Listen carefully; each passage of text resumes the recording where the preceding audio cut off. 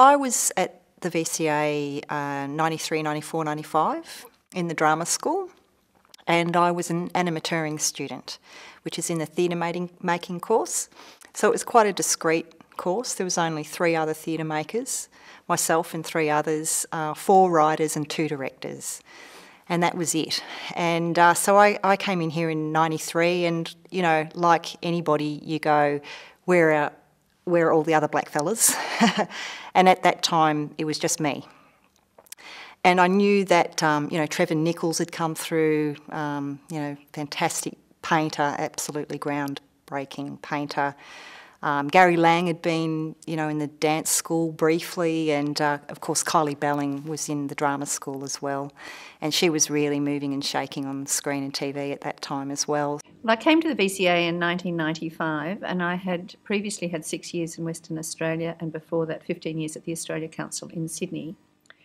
And both in those 2 experiences, as well as having grown up in North Queensland, I had a very strong awareness of and an engagement with Indigenous Australia. And I was really amazed, to be honest, when I came to Melbourne at the absence of Indigenous faces in public life. And very shortly after I arrived in Melbourne, I met Auntie Joy Murphy through Mamie McDonald, who was a very old friend of mine. And I was tremendously impressed with her and her explanation of why this absence of a public presence. And one of the things that was really quite prominent in public life in Western Australia were welcomes to country. There were absolutely no welcomes to country in Melbourne at that time in 1995. And I asked Auntie Joy if she would do us the honour of doing a welcome to country for our graduation, which was the first, I believe, in Melbourne, and she did. I did the animateuring course as opposed to the acting course because I wanted to pursue my own stories and my father's stories in particular, Yorta Yorta stories, and I knew that I wasn't necessarily going to get that in the acting course. I think the drama school head then said, well, actually, we've got an Indigenous student in 3rd year, Andrea James. So I asked Andrea to come forward. Now, at that moment, I'd not been aware that we had any Indigenous students in the current cohort. I certainly knew we'd had people like Kylie Belling and others, but we hadn't, to my knowledge at that time, had any student who'd identified as Indigenous. I was in the 3rd year of my degree at the drama school, and our school was hosting another drama school from Aotearoa, New Zealand, and they came to the drama school and they were there for a whole week.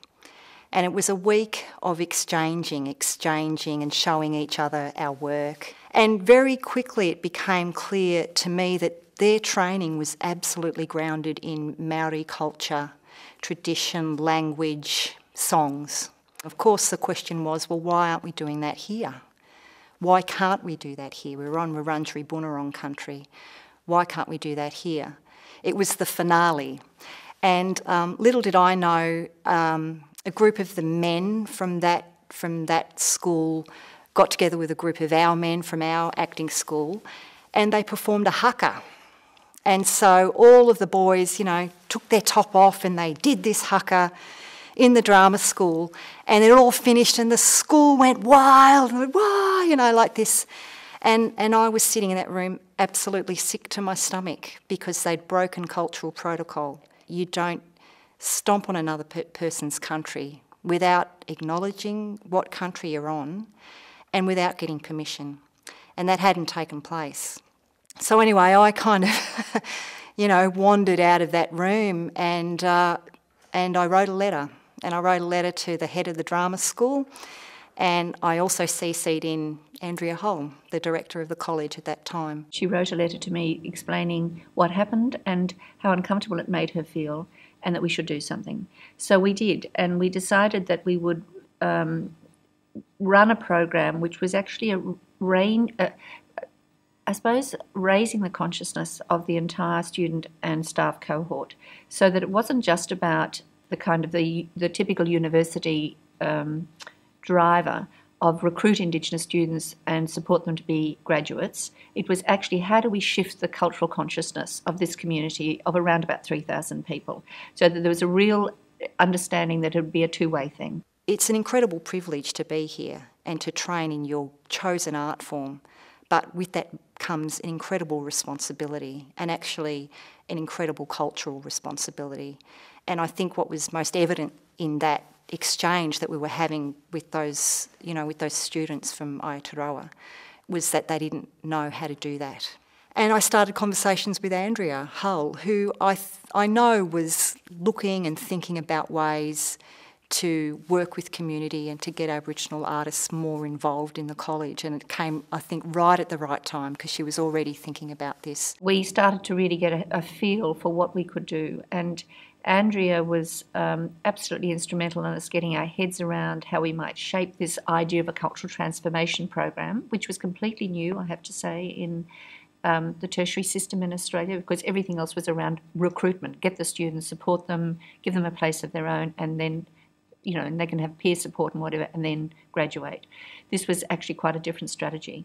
But at the same time, we knew that we wanted to recruit cohorts of students because that was really important, and that we wanted them to have a place that could be called home.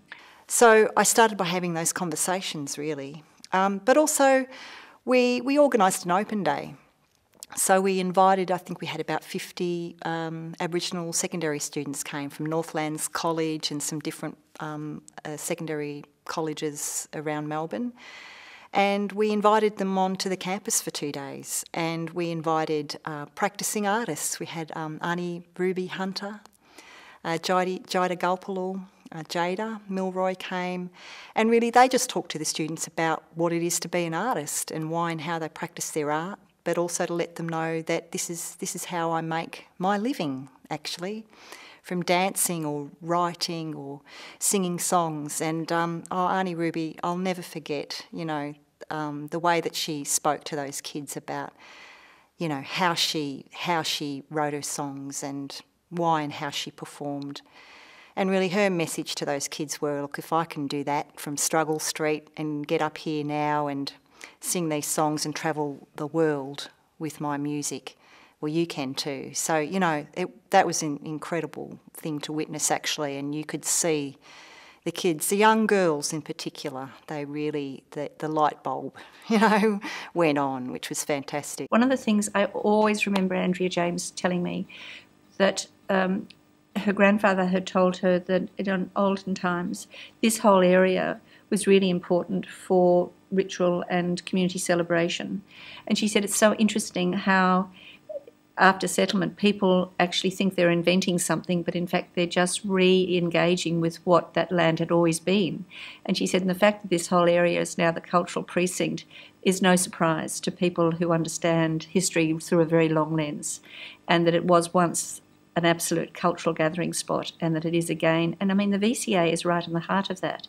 So I think that, there's so many things that I think are really important about the VCA being the nurturing ground for the arts and for what I would call an authentic individual artistic voice for Australia, and many of the work that has gone on to define what it is to engage with a distinctive Australian voice have come from the VCA historically. I think absolutely it's right and proper that it, at its very heart, is an absolute central place for Indigenous Australians and for Indigenous artistic voices.